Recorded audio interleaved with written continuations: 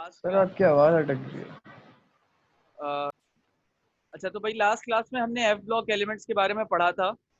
अब हम आगे चलते हैं। अच्छा देखो, पीरियोडिक टेबल का जो मेजर हिस्सा था हमने इस चैप्टर का, वो हमने कवर कर लिया है। अब जो बातें हैं वो ज्यादातर बातें पुरानी हैं, जो आप लोगों ने 9 क्लास में भी पढ़ी थी, वो कुछ बातें उनमें से रिपीट होंगी। तो अब हम बारी बारी उसको पढ़ लेते हैं। जो कॉन्सेप्चुअल क्वेश्चंस थे, पढ़ने वाली बातें थी, याद रखने वाली बातें थी, वो मैं आपको सारी ही बता चुका हूँ। ठीक है, चाहे पीरियोडिक टेबल के हवाले से। तो हिस्टोरिकल बैकग्राउंड की तरफ चलते हैं थोड़ा, पीरियोडिक टेबल के। देखो, पीरियोडिक टेबल क्या है? पीरियोडिक टेबल या पीरियोडिसिटी ये कैरेक्टरिस्टिक है कि हर चीज एक सर्टेन पीरियड ऑफ टाइम के बाद कोई चीज अगर खुद को रिपीट करे। हम एक जुमला है, बड़ा मशहूर जुमला है, पता नहीं आप लोगों ने कभी इस जुमले को सुना या है या नहीं। मैं बोलता हूं, अगर किसी ने नहीं सुना तो मुझे बताइएगा, और जिसने सुना है वो भी बताइएगा। अक्सर हम कहते हैं कि तारीख हमेशा खुद को दोहराती है। History always repeats itself. सुना है ये जुमला? जी जी सर। सर। और अभी अभी तक ना सुना हो तो इस पेंडेमिक में एक सीक्वेंस चली थी, एक सीरीज चली थी, पता नहीं आप लोगों की नजरों से गुजरी है नहीं, कि हर 100 साल बाद एक वबा दुनिया में फैल रही है। यानी कि 2020 में ये कोरोना वायरस, और 1920 में स्पेनिश फ्लू, और 1820 में जापानीज प्लेग, और इस तरीके की, फिर उससे पहले एक कोड़ की बीमारी 1720 में, फिर 1620 में। इस तरीके से हर 100 साल बाद एक वबाई मर्ज जो है वो दुनिया में फैल रहा है। तो इसके ऊपर एक बड़ी लोगों ने तस्वीर बनाकर जो है वो फेसबुक और व्हाट्सएप के ऊपर चलाई थी। लेकिन लोगों ने पढ़ने की जहमत नहीं की थी कि उसमें क्या था क्या नहीं। हिस्टोरिकल बैकग्राउंड बस वो है कि हम एक तस्वीर देख लेते हैं और उसके बाद शुरू हो जाते हैं, और उसके अंदर उसकी तारीख को हम नहीं पढ़ते। उसमें एक बीमारी के बारे में गलत भी लिखा था। 1820 का जो वबा फैली थी वो दूसरी थी जो उन तस्वीरों में लिखा हुआ था। मेरी नजरों से ऐसी 2-3 तस्वीरें गुजरी थी, और दोनों तीनों वायरल पिक्चर्स के अंदर 1820 की जो वबा थी उसके बारे में गलत ही लिखा हुआ था।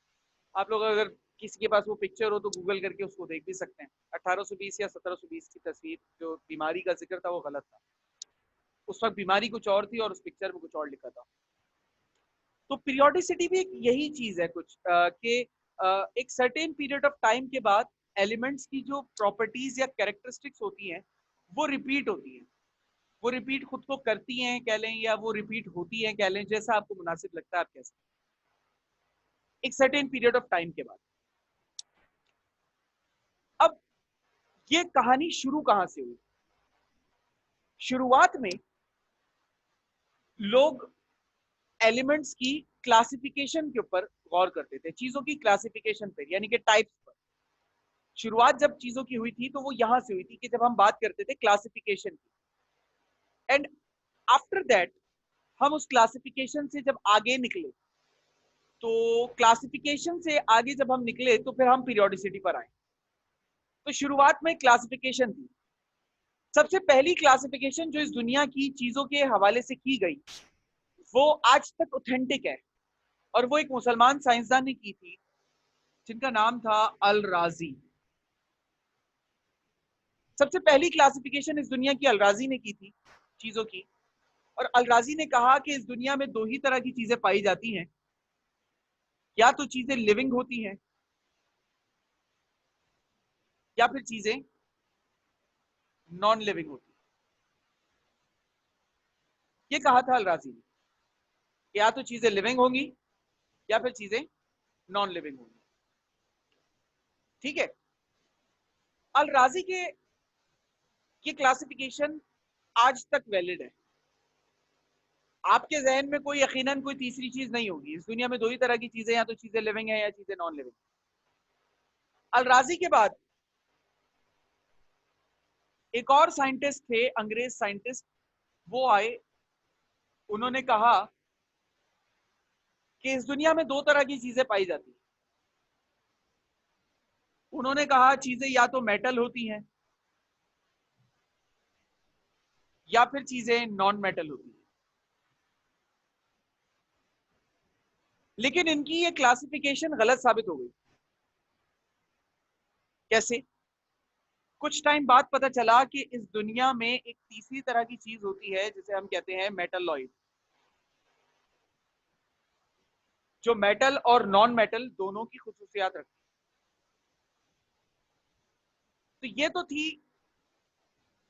हिस्टोरिकल बैकग्राउंड में क्लासिफिकेशन चीजों की, कि हम चीजों को कैसे और किस तरह से डिवाइड करते हैं। इस क्लासिफिकेशन के बाद दौर शुरू होता है एलिमेंट्स का और फिर उनकी पीरियोडिसिटी का। शुरुआत में साइंसदानों ने कोशिश इसी चीज की कि वो एलिमेंट्स की क्लासिफिकेशन कर सके। मतलब मिसाल के तौर पे अगर 20 एलिमेंट्स हैं तो इन 20 एलिमेंट्स में 5 एलिमेंट्स को किसी अलग क्लास में ले जाएं, 5 एलिमेंट्स को किसी अलग क्लास में ले जाएं, 5 को किसी क्लास में ले जाएं, 5 को किसी क्लास में ले जाएं, कोई क्लासिफिकेशन कर ले कि यार कोई पूछे कि एलिमेंट्स की कितनी टाइप होती है तो बोले यार भाई 4 टाइप्स के एलिमेंट होते हैं, ये 5 ये 5 ये 5 ये 5, इस तरीके से शुरुआत में कहानी यहां चलती थी। लेकिन फिर साइंटिस्ट को अब अच्छा, उन्होंने ये चीज तो सोच ली कि ठीक है एलिमेंट्स को क्लासिफाई करते हैं। अब सवाल उठता है कि क्लासिफाई किसी चीज को कैसे करें। मतलब यहां पर जो क्लासिफिकेशन हो गई वो आपने समझ लिया कि भाई हम किन बेसिस पे कर रहे हैं। अलराजी ने की जानदार और बेजान, जिंदगी और बेजिंदगी चीजों के हवाले से। लिवॉइजे ने की कुछ खास प्रॉपर्टीज को मद्देनजर रखते हुए। हाँ, नेट अनस्टेबल हुआ है। अब बताओ, आवाज आ रही है? अब येलो हो गया। कुछ बेहतर हुआ?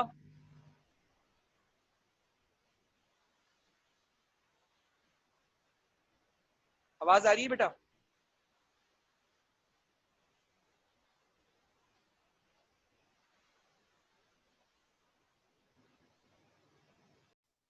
आवाज आ रही है बेटा मेरी?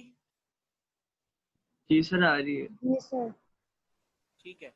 अब एलिमेंट्स को क्लासिफाई करना था, अलग अलग क्लासेस में डालना था, लेकिन सवाल यह था कि एलिमेंट्स को क्लासिफाई कैसे करें।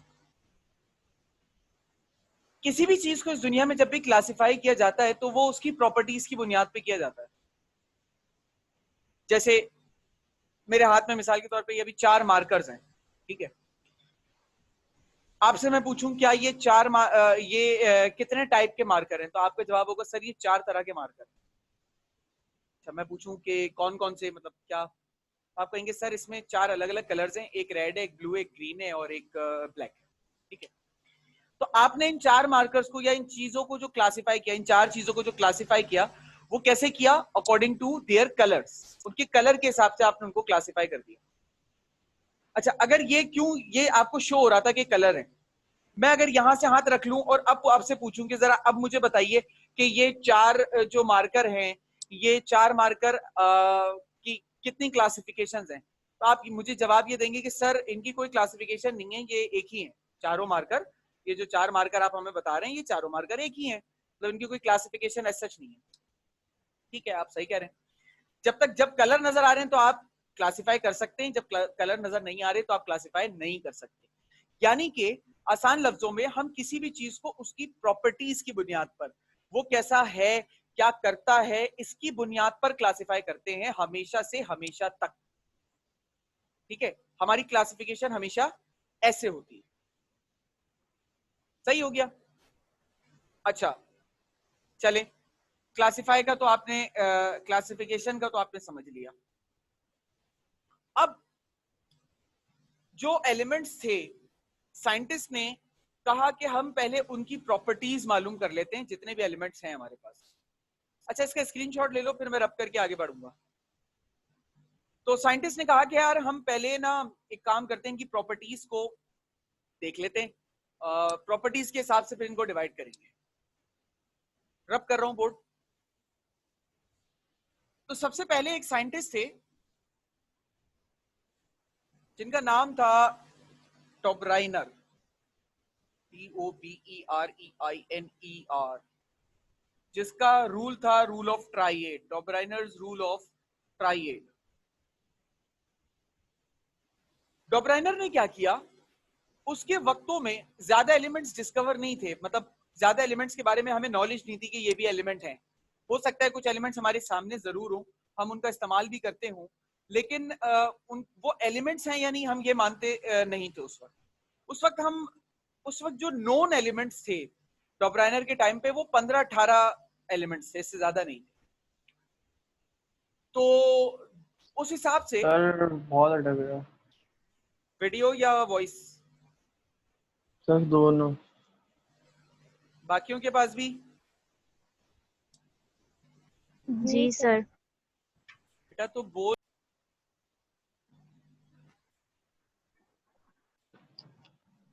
जी, तो डॉबराइनर रूल ऑफ ट्राइएड।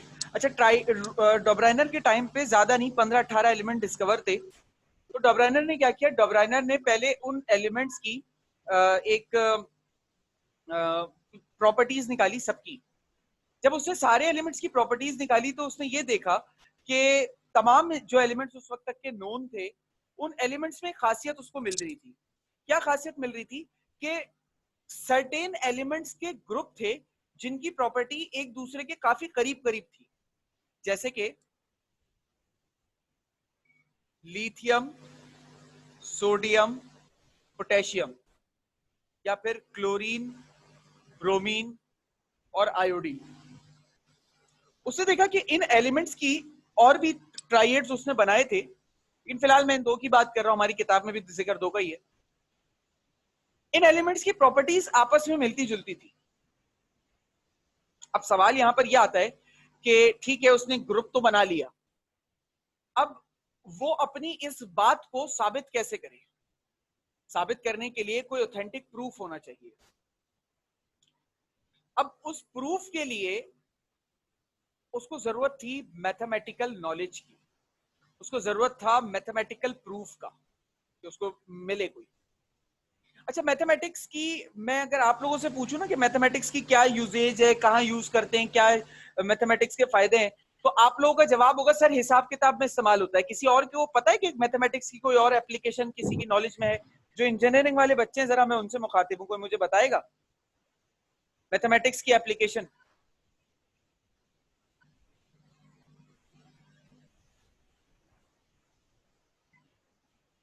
मेरे ख्याल से अच्छे खासे इंजीनियरिंग के बच्चे हैं क्लास में, उबैद और खदीजा, हुजैफा नहीं, हुजैफा तो मेडिकल के हैं, उबैद और खदीजा ये दो तो इंजीनियरिंग के हैं कंफर्म, और कोई है तो पता नहीं, लेकिन ये सर दो तो क्या हैं। बताना है? मैथमेटिक्स की क्या बताना एप्लीकेशन, है? मैथमेटिक्स कहाँ यूज करते हो? एप्लीकेशन सर वो सेट्स। मल्टीप्लिकेशन। मल्टीप्लिकेशन, हिसाब किताब सर इसमें यूज करते हैं। हाँ खदीजा बोलो। सर किसी चीज को प्रूव करने के लिए। सर किसी चीज को, एडिशन में यूज करते हैं, सब्ट्रैक्शन में यूज करते हैं, सेट्स बनाते हैं हम उसके। यार वो तो सर वही हो किसी गया ना चीज हिसाब को प्रूव किताब। करने के लिए। हिफ्जा, तुम भी इंजीनियरिंग की हो? जी सर। अच्छा, किसी चीज को प्रूव करने के लिए, ये जवाब ज्यादा फिर भी बेहतर था। देखो साइंस की कोई भी ब्रांच ना बिना मैथमेटिक्स की नहीं चलती, ना केमिस्ट्री, ना फिजिक्स, ना बायो, कोई भी नहीं चलती। मैथमेटिकल प्रूफ हर जगह जरूरी है, और मैथमेटिक्स की एप्लीकेशन बहुत है। तुम लोग मैथमेटिक्स सॉल्व किए जा रहे हो, तुम लोग को सवाल सॉल्व करना सबको आता है माशाल्लाह से, लेकिन उसका यूज क्या है ये किसी को नहीं पता, ना पूछते हो कभी टीचर से। बड़ी हैरत होती है मुझे, मैं बच्चों को मैथमेटिक्स पढ़ते हुए देखता हूँ, वो हमेशा उनसे बोला बेटा एक्सरसाइज 6.2 है, 6.2 में ये करना है। तुम लोग अभी पढ़ रहे होगे ना, क्या पढ़ रहे हो मैथमेटिक्स में, इंजीनियरिंग में सर सलान क्या पढ़ा रहे हैं आजकल? 2.2 पढ़ा रहे हैं। 2.2 पॉइंट का चैप्टर है 2.2 मेरे ख्याल, चैप्टर 2 जो है सर वो। कट रही है आपकी हाँ आवाज वीडियो तो वॉइस दोनों कट रही अब है। तो कटेगी ना बेटा, असल में तुम लोगों को क्रिटिसाइज किया जा रहा है ना, अब तो कटेगी। सर कट रही है, समझ भी नहीं आ रहा। सर अरसलान का कट गई आवाज। अच्छा, मैं ये पूछ रहा हूँ कि सर सलान आजकल चैप्टर 2 पढ़ा रहे हैं ना, तो चैप्टर 2 मेरे ख्याल से पॉइंट्स का चैप्टर जी सर। है ना? पॉइंट के हवाले से पढ़ रहे होंगे, distance between 2 points, mean of 2 points, ये सब पढ़ रहे हो? यस सर, यस सर, तुमसे पूछा सर यस इसका सर। इस्तेमाल क्या है? 2.2, 2.1 पढ़ चुके हो, 2.2 पढ़ रहे हो, और ये हो सकता है कोई और एक्सरसाइज भी पढ़ ली हो। किसी भी सवाल का यूज पूछो उनसे, ऐसा नहीं है कि उनको यूज सीक्रेट्स पता और नहीं रियल होगा, नंबर। ऐसा नहीं है कि उनको यूज पता नहीं होगा, उनको भी पता होगा। पूछोगे तो वो बताएंगे भी। लेकिन तुमने सिर्फ जो मैथमेटिक्स हमारी यहाँ बच्चों को ट्रेनिंग की दी जाती है इस चीज की कि मैथमेटिक्स में सवाल सॉल्व करना आना चाहिए, लेकिन उस सवाल के पीछे का क्या है वो किसी को गर्ज ही नहीं होती जानने की। पिछले साल माशाल्लाह से इतनी मैथमेटिक्स पढ़ के आ रहे हो, अभी अगर मैं एक एक चैप्टर को, मैं एक एक एक्सरसाइज पे तो जा नहीं रहा हूँ किसी भी चैप्टर की, मैं सिर्फ एक एक चैप्टर का नाम लेके पूछूं ना कि इसका एक जनरल यूज बता दो, नहीं बता सकते। इक्वेशंस का चैप्टर तुमने पढ़ा, सेट्स का चैप्टर तुमने पढ़ा, कॉम्प्लेक्स नंबर का चैप्टर पढ़ा, किसी का यूज नहीं बता सकते। सीक्वेंस सीरीज और पता नहीं कौन कौन से चैप्टर थे, ट्रिग्नोमेट्री पढ़ ली 5 चैप्टर, लेकिन किसी का यूज नहीं बता सकते क्योंकि तुम लोगों ने कभी जानने की कोशिश ही नहीं की। टीचर से पूछो तो सही, वो बताएगा कि इसका यूज क्या है, और रियल लाइफ एग्जांपल्स बताएंगे टीचर्स। माशाल्लाह से सर तैमूर को भी अच्छी नॉलेज है और सर अरसलान को भी अच्छी नॉलेज है, वो दोनों आपके इन क्वेरीज को, इन सवालों को बहुत अच्छे अंदाज में क्लियर कर सकते हैं, क्योंकि मैं उन टीचर्स के साथ उठा बैठा हूं तो मुझे पता है कि कितनी नॉलेज उनको है इन सवालों की, इन चैप्टर्स की, इन कोर्स की। लेकिन आप लोग पूछें, मैथमेटिक्स को सिर्फ सवाल सॉल्व करने की हद तक नहीं पढ़ो, उस मैथमेटिक की एप्लीकेशन देखो कि कहां पर है, क्योंकि मैथमेटिक्स में मसला सवाल सॉल्व करना नहीं है, मैथमेटिक्स का मसला उसको अप्लाई करना है। इंजीनियरिंग कर रहे हो, अगर आगे इंजीनियरिंग करने का इरादा है तो इंजीनियरिंग की डेफिनेशन अगर कहीं गूगल पे, इंटरनेट पे सर्च करो ना, तो कहीं कहीं डेफिनेशन मिलती है, engineering is the application of mathematics. Mathematics की एप्लीकेशन को इंजीनियरिंग कहते हैं। बहुत बहुत बड़े डोमेन को सिर्फ एक लाइन के अंदर मैंने एक्सप्लेन कर दिया, एक लाइन के अंदर समराइज कर दिया। सर फिजिक्स भी वही होती है, फिजिक्स को भी कह सकते हैं application of math. Engineering is the application of mathematics, mathematics को अप्लाई करना, और मैथमेटिक्स को जो अप्लाई करना है ना वो हर लिहाज से, केमिस्ट्री हो, फिजिक्स हो, मेरी इंजीनियरिंग केमिस्ट्री की सब फील्ड है, लेकिन उसके अंदर मैं कैलकुलेशन वगैरह सारी करता हूं, तब जाकर मैं स्टैटिस्टिकल एनालिसिस बताता हूं। इसी तरीके से मैकेनिकल जो फिजिक्स की सब फील्ड आती है उसके अंदर भी यही चीजें हैं। बायोमेडिकल इंजीनियरिंग जो मेडिकल की सब फील्ड आती है उसके अंदर भी यही चीजें हैं।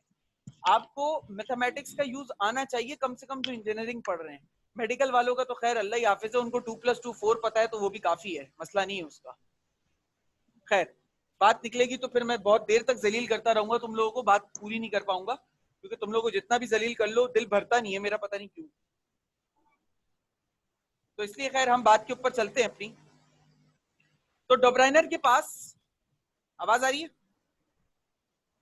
सर आवाज कट रही है। अब बताओ, वापस बोलेगा? अब बताओ आवाज आ रही है? सर कट रही है, कट कट के आ रही है। बाकियों के पास भी? जी सर। क्या हो गया है, ये पीटीसीएल वालों ने जिंदगी को अजाब कर दिया लग रहा है मेरी आज। और सारे मसाइल तुम लोगों की क्लास में क्यों होते हैं? मैं 2 क्लासेस ले चुका हूं, मेरे अब्बा पीटीसीएल में ना बेटा। ठीक है भाई, तो बहुत मेहनत और मजदूरी के बाद डोब्राइनर को एक मैथमेटिकल मॉडल मिला। क्या मॉडल मिला? इसने कहा every central element of each set of triad had an atomic mass almost equal to arithmetic mean of other 2 elements। ये मॉडल मिला इसको। क्या है ये मॉडल? ये मॉडल ये कह रहा है कि डोब्राइनर ने कहा कि जो ट्राइएड मैंने बनाए, यानी कि 3-3 के जो ग्रुप्स मैंने बनाए हैं, 3-3 के जो ग्रुप्स मैंने बनाए हैं, उन 3-3 के ग्रुप्स में जो सेंटर वाला एलिमेंट है, जो सेंटर वाला एलिमेंट है उसका जो एटॉमिक मास होगा वो बाकी 2 एलिमेंट के एटॉमिक मास का एवरेज होगा। सही है? Almost equal to arithmetic mean of other 2 elements का मतलब, अरिथमेटिक मीन का मतलब होता है एवरेज ऑफ अदर 2 एलिमेंट्स। ठीक है? Average of other 2 elements. बात समझ में आ रही है? जी सर। ठीक है, तो अब देख लेते हैं इसकी बात सही भी हो रही है साबित या नहीं हो रही। लिथियम का एटॉमिक मास 7 होता है, पोटेशियम का 39 होता है। एवरेज निकालो जरा दोनों का। 7 + 39 डिवाइडेड बाय 2 यानी कि 46 डिवाइडेड बाय 2, दोनों को डिवाइड किया, आंसर आया 23। सोडियम का मास 23 ही होता है। Yes sir. इसी तरीके से आयशा माइक बंद करो। इसी तरीके से क्लोरीन का मास 35.5 और आयोडीन का मास 126.5। अब दोनों का एवरेज निकालो। 35.5 + 126.5 डिवाइडेड बाय 2 98.75। तो ये आ जाएगा 162 डिवाइडेड बाय 2 और आंसर आ जाएगा इसका 81। ब्रोमीन का मास आ रहा है 81, जबकि जनरली ब्रोमीन का मास होता है 80। वैसे भी उसने ये नहीं कहा था कि इक्वल होगा, उसने कहा था ऑलमोस्ट इक्वल होगा, यानी कि इक्वल भी हो सकता है और ऑलमोस्ट इक्वल भी हो सकता है, दोनों बातें कंसिडरेबल है। सही है, लॉ समझ में आ गया डुब्राइनर का? जी सर। मैं इसका पूरा मॉडल समझ में आ गया, पीरियोडिसिटी समझ में आ गई। इसने कैरेक्टरिस्टिक देखी, कैरेक्टरिस्टिक सेम थी। सेम करने के बाद उसने क्या किया, उन एलिमेंट्स को 3-3 के ग्रुप में डिवाइड किया। उसने कहा कि भाई ये जो 3 ग्रुप वाले, एक ग्रुप का जो एलिमेंट, तीनों एलिमेंट्स हैं उनकी प्रॉपर्टीज आपस में मिलती जुलती होगी, बस उसने ये कहा। और उसने एक मैथमेटिकल मॉडल भी दे दिया कि एवरेज होगा मास का। फिर डुब्राइनर के बाद दूसरे साइंटिस्ट आते हैं और उनका रूल होता है, लेकिन उनके रूल से पहले हमें यह पढ़ना पड़ेगा कि ये डुब्राइनर का रूल फेल कैसे हुआ। जब इसका रूल फेल होगा तभी दूसरे का रूल समझ में आएगा, या दूसरे का रूल अगर हम पढ़ रहे हैं या दूसरा रूल आया है तो इसका मतलब इसके रूल में कोई कमी, कोई खामी हुई होगी। कुछ टाइम बाद एक एलिमेंट डिस्कवर हुआ जिसका नाम था फ्लोरीन। फ्लोरीन की जब प्रॉपर्टीज चेक की गई तो पता ये चला कि फ्लोरीन की प्रॉपर्टीज क्लोरीन, ब्रोमीन और आयोडीन से मिलती जुलती है, यानी कि फ्लोरीन जो है वो इसी ग्रुप का हिस्सा है। कुछ टाइम बाद जब हमने ये चेक किया तो हमें ये पता चला कि भाई फ्लोरीन जो है वो तो इसी ग्रुप का हिस्सा है, ये वाले ग्रुप का। ठीक है, फिर फ्लोरीन की डेंसिटी की मदद से चेक किया गया कि फ्लोरीन इस ग्रुप में किस जगह पर आएगा। तो पता ये चला कि भाई फ्लोरीन सबसे हल्का है, यानी कि सबसे पहले फ्लोरीन को आना चाहिए उसूली तौर पर, फिर आना चाहिए क्लोरीन को, फिर ब्रोमीन को, और फिर लास्ट में आना चाहिए आयोडीन को। साइंटिस्ट ने उसे अरेंज कर दिया। अब अरेंज करने के बाद प्रॉब्लम ये थी कि डुब्राइनर ने कहा था 3 का ट्राइएट 4 का ट्राइएट थोड़ी होता है। तो साइंटिस्टों ने कहा कि भाई एक ट्राइएट जो डुब्राइनर ने बनाया था उसे वैसे ही रहने देते हैं, ये वाला ट्राइएट जो डुब्राइनर ने बनाया था, ये वाला पुराना वाला। एक ट्राइएट इसी में ही हम खुद बना लेते हैं, और वो ट्राइएट है जिसमें हम फ्लोरीन को शामिल कर लेते हैं क्लोरीन और ब्रोमीन के साथ। सही है, ये कहा डुब्राइनर ने। इसको अब मैं मिटा देता हूं ताकि आपको बात समझ में आ जाए कि हम किन को शुमार कर रहे हैं और किसको नहीं कर रहे।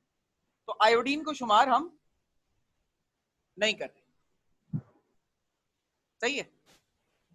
अब डुब्राइनर के रूल के मुताबिक जो सेंटर वाला एलिमेंट होगा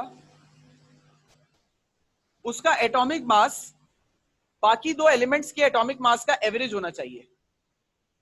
फिर जद्दोजहद करके फ्लोरीन का मास भी पता किया गया, तो पता ये चला कि भाई फ्लोरीन का मास होता है 19 और ब्रोमीन का मास तो डुब्राइनर ने खुद भी बताया था 81, तो ब्रोमीन का मास आया 81। अब दोनों का एवरेज लो, 50 19 + 81 डिवाइडेड बाय 2 यानी कि 100 डिवाइडेड बाय 2, और दोनों को डिवाइड करोगे तो क्या आंसर आ जाएगा? 50 आ जाएगा। क्लोरीन का मास कितना बताया जा रहा है?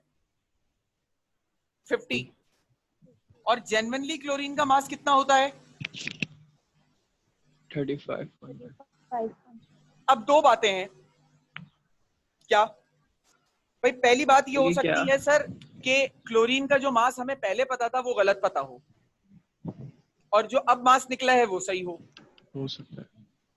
दूसरी पॉसिबिलिटी ये हो सकती है कि सर डुब्राइनर का रूल ही गलत हो। तो सबसे पहले तो ये चेक किया गया कि क्लोरीन के मास जो हमें पता है क्या वो गलत तो नहीं है। तो काफी मेहनत और मजदूरी के बाद पता ये चला कि भाई क्लोरीन के मास में कोई गड़बड़ नहीं है, क्लोरीन का मास 35.5 ही होता है। तो इसका मतलब वो जो दूसरी वाली पॉसिबिलिटी थी वो तो खत्म हो गई। अब कितनी पॉसिबिलिटीज रह जाती हैं? अब सिर्फ और सिर्फ एक पॉसिबिलिटी रह जाती है, और वो क्या, कि डॉब्राइनर का रूल ही गलत हो। बात समझ में आई? जी सर।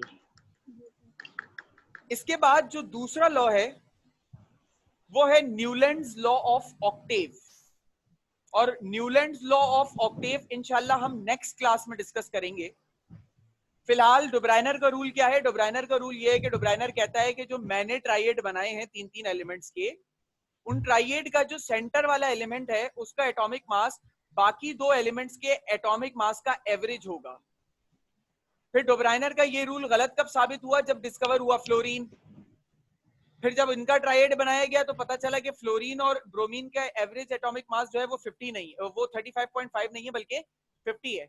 तो इस वजह से डोब्राइनर का रूल हो गया गलत साबित। बात समझ में आ गई?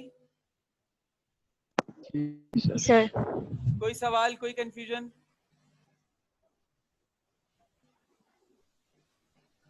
सर वो एक बात पूछ रही थी आपसे। पूछें सर वो फॉर्म फिल नहीं हो रहा, बेटा। लिंक में मसला आ रहा है। फॉर्म पता नहीं तुम्हारे पास क्यों नहीं फिल हो रहा है, क्योंकि अच्छे खासे बच्चे फॉर्म फिल कर चुके हैं और किया है उन्होंने, और ठीक है। बाकी बात इंशाल्लाह आपसे अब नेक्स्ट क्लास में होगी। अल्लाह हाफिज। अल्लाह हाफिज।